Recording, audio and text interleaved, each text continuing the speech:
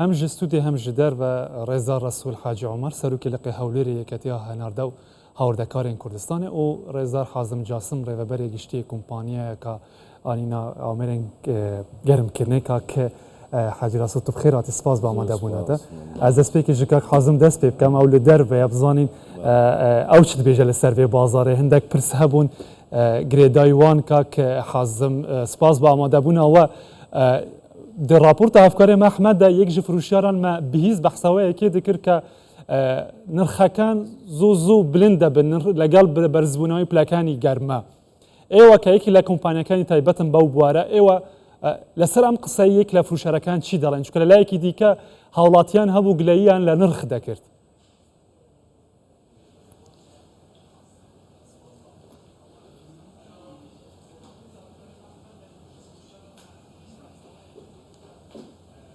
کاک حازم بله کارم کرد بله کاک حازم پسرکه دوباره دکمه پسرکان بو ایوه بو یکیک لا فروشیارکان که لناو راپورتکی هاوکاران من باسی برزبونوی نرخکانی امریکانی کارابای امریکانی گرم کرنوی دکرد دیگوت لگل اوی که پلاکانی گرما زیاتر دادا بازن زیاتر سار دبیتن ایدی نرخی او پیوستیانش برز دبیت او هوکارکش بو بازرگانان و کمپانیاکان دگرینیته و ایوه قصتان لسر امت چیه ایوه بو چی دگریننوا مامسا سرچاوا سرمن بالنسبة بو أو أسعاري أو دريتن نرخك سعري وانا نوايا سعري ما ثابتة وسعره كان حمو أرزانة شجرانينا يعني 20,000 دولار هي سعر الجملة كان 20,000 25,000 6,000 حسب حجمي وشيشة وانا أما أو بيش سعر جران درين وسعر عويد فروشن أو هانينا تشتحمي سعر ثابتة وبدينار عراقية وسعري وينا جرانه يعني تفيد حمي نمونج بوتو يكك نشهدتين هي دار 20,000 هي 25,000 بسوه 5,000 بسه 7,000 7,000 او اسعاري وانا دكاندار ابيت مفرد او دفرشن او سعري برز دكن او جراند كن اما بالنسبه بما الشركه الشركه باشا هنگ زيادتر كي جان ولاتيتين يعني كي بنا الصينيتيني باشا برابطه الصينية تيتن باشا كاك حازم لي قال مبا كاك رسول جي منك بساز في درباري جواب كاك رسول دوباره سپاس با آماده بونا و یک لا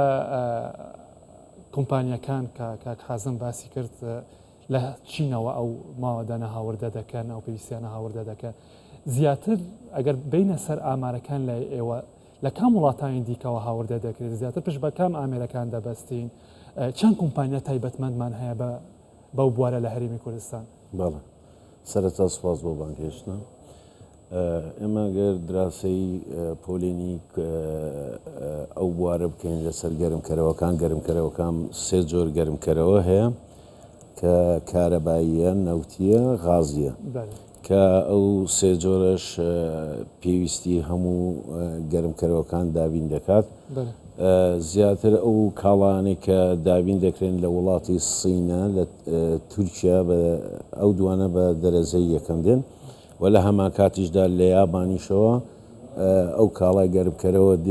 دێتن کە بە کوالێتی باش ڕەوانەی هەرێمی کوردستان دەکرێت و داخلی ناو هەرێمی کوردستان دەکرێت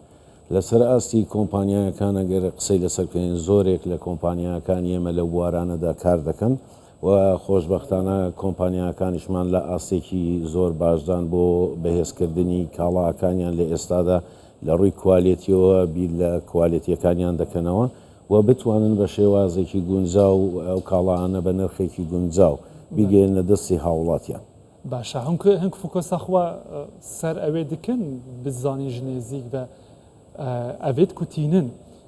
هاوردەکارن کۆمپانیا ینی سوپەیان ژە دەربەتینن تینن تنێ و بازارە هەرێما کوردستانە یان ئەو ژی هەیە و وەکە ترانزیتێک بیت بوو ناوچەیەندن هیچ نەبیدێن عێراقی یان بۆ سووریان بوو بەڵێ خۆی هەرچۆن لە ڕابردوودا هەرێمی کوردستان بە تایبەت شاری هەولێری خۆشەویست سنتەرێکی بازرگانی عێراقی ناسراوە و لە ئێستاشدا خاوەن کۆمپانیاکانی ئێمە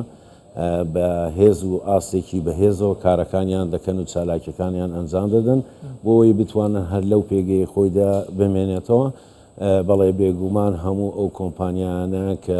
لێرەوە دێنە لە هەولێری خۆشەویستن پەخشی کاڵاکانیان دەکەن بۆ ناوخۆی هەرێمی کوردستان لە هەمان کاتیشدا بۆ ناوەڕاست و جنوبیش. وەلەو سەرەڕای ئەو کارانە زۆر گیر و گرفت لە ڕێگای بازگەکان لە نێوان هەرێمی کوردستان و ناوەڕاست دروست دەبێ، بەڵام ئەوان خۆشببختانە هەرتوانی ویانە کار و چالاکیەکانی خۆیان ئەنجام بدەن وەلەو سەختێکی زۆریش دێتە ڕێگای. ئێستاش ئەوە هەیە ئەو ڕێگری هەمانەکە بۆ ئەم وەرزە پێویستن. بەڵێ لە ئێستاشدا ئەو گیر و گرفتانە زیاتر لە سەر بەرهەمە ناوخۆیەکان هەیە کە ناتوانرێ ڕەوانەی ناوەڕاست و جنوبی هەرێمی کوردستان بکرێ. دوو ڕۆژ پێشی ئێستا پەیامێک لەسەر ئەو مۆزوعەیە ڕەوانەی ئەنجومەنی وەزیرانی عێراق کراوە. باشە هیچ وەڵامێکی نەبووەتەوە کە تا ئێستا هیچ ئەنجامێکی نەبووە، بەڵام ڕێکخراوە جەماوەریەکان لە ڕێگای ژووری بازرگانیەوە ئەو پەیامیان گەیاندووە بە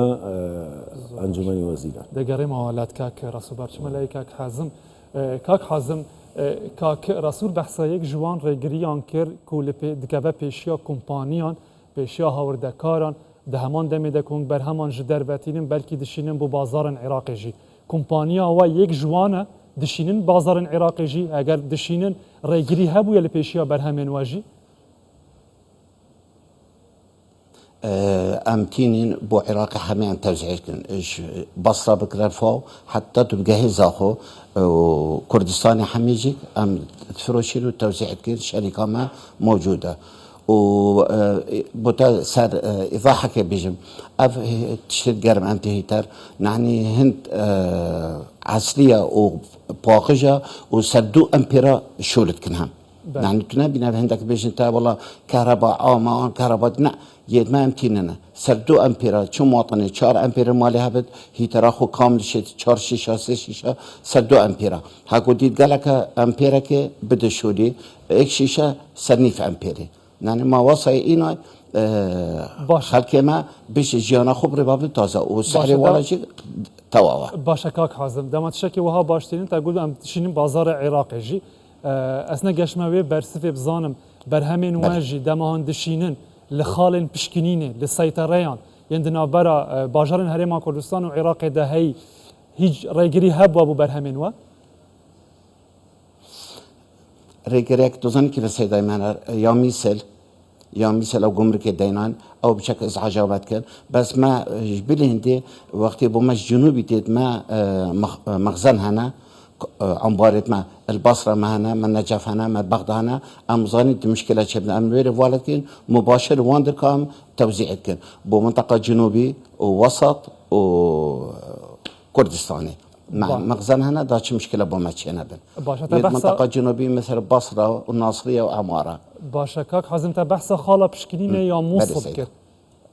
الويرة تقول جومرك ها جومرك جواتي وارجرتن شانتي وارجرتن برانبر شان باري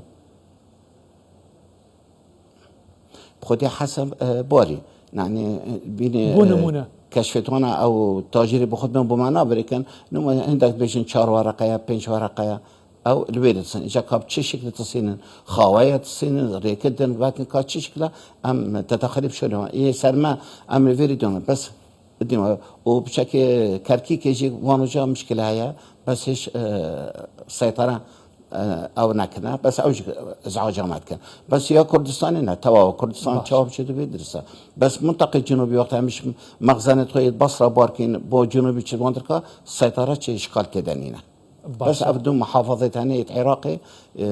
ميسل وياما يا كركيكي بشكل إزعاج سيطرة. بله كاك حازم دي فقر مجمع تجكر ما خو بمين اللي قال من كاك راس. هاكو حكمة ما بوما حلكي بختي أم قالك كيف ما تيتن حلك بوما بخني بسيطرة راكن. بله وكاك رسول جيكوتي ما هي تشتغلنا حمية يقوم ركابرين قليل. أري كاك رسول جيكوتي كو جفرجي هرما كردستان جي راستاو خو نه بو انجمن وزیران عراق داخوازی چیا جارا کادن او تبینی چونه کل سر خالم پشکلین هنک و رایگری دکندش بر همین خوگرم کرنیج کو بوی ورزی پیوستن بگشتی لسر راوسیانه از وگرم جمع تکاک حازم ابی راشه اوا خالم پشکلین و کاک حازم جی بحث کری کریەک و کاریگەریەکان نێرێنی لێسەر هاوردەکردنێ چێ ببیتن ئەو قاس بە هەژمار دیار بیتن کە چەندی کەم کرد بێت کەمکردنەک ڕوودا بێتن؟ نا بۆ خۆی هاوردەکردن کەمی نەکردووە چکە هەموو خاوەن کۆمپانیا و کارەکە بۆ خۆیان کە عەقد و داتای خۆیان هەیە لەسەر ئەوە هەموو کاڵاکانی خۆیان دێنن بە پێی خۆیان بەڵام لە گەڕاندنەوەی کاڵاکان لە هەرێمی کوردستانەوە بۆ ناوەڕاست و بۆ ئەوانە تۆزێک ڕێگری دەکرێت لەسەر کارەکان و ئەزیەت و یاخۆ ڕاگرتن هەتاوەکو دەگەنە هەندێک سوقلی خۆیان کە دەیانەوێت بڕێک پارە وەربگرن جا چ بە شێوازی گومرگی بێ یان بە شێوازی تر بێ لەناوەکو داتایەکی کە بڵێن کەمی کردبێ هاوردەکردن نەخێر هاوردەکردن هەروە خۆی وایە. زۆر باشە سپاس کاک ڕەسوول کاک حەزم ئەس بەگەر مەجەمتە سەر پرسەکادن ئەگەر یەک ژوان کۆمپانیایان هاوردەکارن ماف هەیە کۆمپانیان هاوردەکرد بە نرخێ فەرمی دولار وەربگرن ji banka navendiyan ji bankên kertê taybetiyên ku beşdarin divê proseyê de hûn bixwe piştaxwe bi dolar girê didin bi dolarê nirxê fermî ام تشتري تدخل فروشين وكحميب تقريبا صالك بديناريا ام تفروشين بس وقتي او بارا ام جمعت كين ام بين بنقي بنك بوما تحويل كتم مثل بوتركا ام بوصيني حسب سيستم ايغانا بوما تحويل كن باشە ئەگەر ئەم بەحسی کوواڵەتیش بکەین تا بەحس کرد هەندێک بە کورتی دەگوت ئەو بەرهەمێنتێنە ناوە کوردستانێدا بەرهەمێن ئەنکو ئامێرێن خوگەرمکردنێ کوواڵێتی ئاوایان باشە لێ لە ئالیەکێدن هەندێک جار هەیە بەحسەوەی تەقلیدێ تێکردن گەلێک جار وڵاتیش گلەیە ژبێ چەندێ دەکەن تمام انه كان مثلا ما ام شركه رسمينا وشركه اوراق تخوت حمي معنا تقليدي بنوفي نوالي هندك تين بوما اشكيفا اش ايراني تين نوال ما قالك ابا تقريبا بري دهيفا الايراني ايران نوفي نوالي جماعه السليمانيه داخلت كان بنوفي نوالي اباش تين ماركات نباشا